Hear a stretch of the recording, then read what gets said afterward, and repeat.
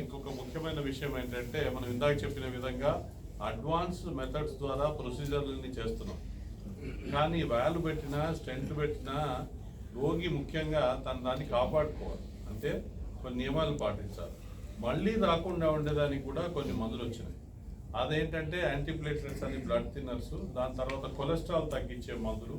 Cholesterol తగ్గించే దాంట్లో last ఇయరే వచ్చింది ఇంక్లీసిరాన్ అనే మెడిసిన్. చాలా సిగ్నిఫికెంట్గా కొలెస్ట్రాల్ తగ్గి మళ్ళీ హార్ట్ అటాక్ రాకుండా తగ్గించవచ్చు అని మనకు అధ్యయనాలు తెలిసింది. ఇప్పుడు నెక్స్ట్ రీసెర్చ్ ఏమొస్తుందంటే హార్ట్ అటాక్ లానోలు కూడా తీసుకుంటే ఇంకా యంగ్ ఇందాక చెప్పినట్టుగా రాకుండా కాపాడుకోవచ్చా అనేది అధ్యయనాలు జరుగుతున్నాయి.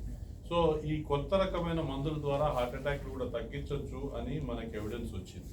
అదే కాకుండా మనం చాలా మందికి పిల్లలలో మీరు టీకాలు వినుంటారు. చాలా మందికి పుట్టినప్పటి నుంచి డిపిటీ, పోలియో టీకాలను ఇస్తాం.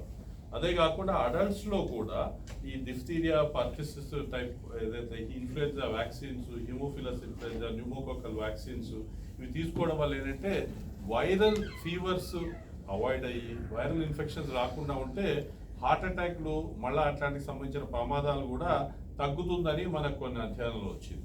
కనుక అడల్ట్ వ్యాక్సినేషన్ ప్రోగ్రామ్ కూడా ఇంపార్టెంట్. అంటే మనకు పెద్ద అయిన వాళ్ళకి వ్యాక్సిన్ తీసుకోవడం ఏంటనేది మనం అందరు సర్ప్రైజ్ కావచ్చు. కానీ అధ్యయనాలు ఏం తెలిసిందంటే ఇండికేషన్ వైజ్ క్లాస్ 1 ఇండికేషన్ అంటారు. అంటే తప్పక చేయాల్సిన పని, బెనిఫిట్ ప్రూవ్ అయింది అనేది. ఈ వ్యాక్సినేషన్లు కూడా తీసుకుంటే మీరు చాలా మంది వినింటారు కోవిడ్ టైమ్స్లో కోవిడ్ వ్యాక్సిన్ వచ్చింది, అది కూడా ఒక గైడ్ లైన్స్లో వచ్చింది. అలాంటివి కాకుండా I can't go to details of all the diseases, all vaccines. కానీ దానికి షింగిల్స్ వ్యాక్సిన్ అని, ఇంకా దాని తర్వాత దగ్గు, న్యూమోనియాలు రాకుండా తీసుకునే వాళ్ళకి, ఎస్పెషల్లీ హార్ట్ పంపింగ్ తక్కువ ఉన్న వాళ్ళు, హార్ట్ అటాక్ వచ్చి పంపింగ్ తగ్గిన వాళ్ళకి అది తీసుకోవడం వల్ల ఇంకా లాభం ఉంటుందని వచ్చింది. సో కాన్సెప్ట్ ఆఫ్ ఈ మీటింగ్ ఇంకో ముఖ్య ఉద్దేశం ఏంటంటే ఇంటర్వెన్షన్ చేయడం నేర్పించడమే కాదు, మళ్ళీ రాకుండా దానికి ఎట్లా ప్రివెంట్ చేయాలి, ప్రొసీజర్ చేసినాక ఎటువంటి ఇంజెక్షన్స్ తీసుకోవాలి, ఫాలోఅప్లో ఎట్లా చేయాలనేది కూడా మనం డిస్కస్ చేస్తున్నాం.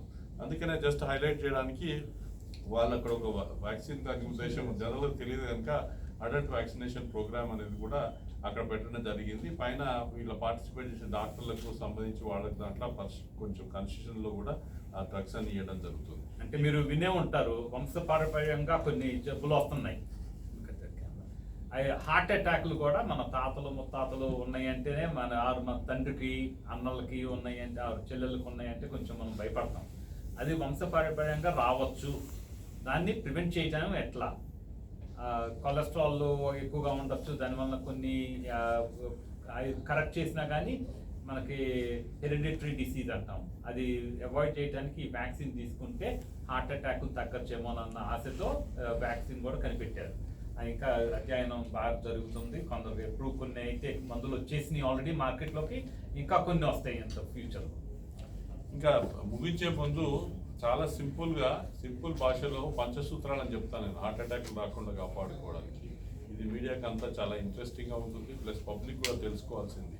ఏంటంటే ఈ పంచసూత్రాలు పాటిస్తే మీకు హార్ట్ అటాక్ల బారిన పరాలసిస్ రాకుండా 80% కాపాడుకోవచ్చు అనే అధ్యయనంలో వచ్చింది. ఏంటంటే రోజు మినిమం 5-6 గంటలు హాయిగా నిద్రించాలి. అంటే టెన్షన్ లేకుండా నిద్రపోకుంటే సెల్స్ అంతా డ్యామేజ్ జరుగుతుంది. అలా కాకుండా మితంగా భుజించాలి. ఏదైనా కూడా అతిగా వద్దు, అతి సర్వత్ర వర్జేత అంటారు కనుక వెజిటేరియన్ ఫుడ్ మంచిది. మూడోది లైఫ్ అంటే చలనము, సమ యాక్టివిటీ చేయాలి. రోజు కనీసం ఒక 30 నిమిషాలు ఎక్సర్సైజ్ చేస్తే వారంలో 5 రోజులన్నా చేస్తే కూడా లాభం ఉంటుందని వచ్చింది. ఇందాక రమేష్ గారు చెప్పినట్టు బాగా సివియర్గా స్ట్రెన్యూస్ వెయిట్ లిఫ్టింగ్ ఎక్సర్సైజ్ సడన్గా చేస్తే సడన్గా చనిపోయే ప్రమాదం ఉంటుంది. కనుక వార్మప్ చేసుకుంటూ దానికి ఒక గైడెడ్ విధానం ద్వారా మన శరీరానికి ఏం సరిపోతుందో అట్లాంటి ఎక్సర్సైజ్ చేసుకోవాలి. ఇంకా 4వది ఏంటంటే టెన్షన్ పెట్టుకోవద్దు, స్ట్రెస్ తీసుకోవద్దు అని చెప్పేదానికంటే హ్యాపీగా ఉండాలి. హ్యాపీగా ఉండే హెల్తీగా ఉండే అంటారు. అలా కనుక ఎక్కువ స్ట్రెస్ తీసుకోవడం మంచిది కాదు. స్ట్రెస్ఫుల్ తీసుకుంటే దానివల్ల హార్మోనల్ చేంజెస్ వచ్చి ప్రాబ్లమ్స్ ఉంటాయి.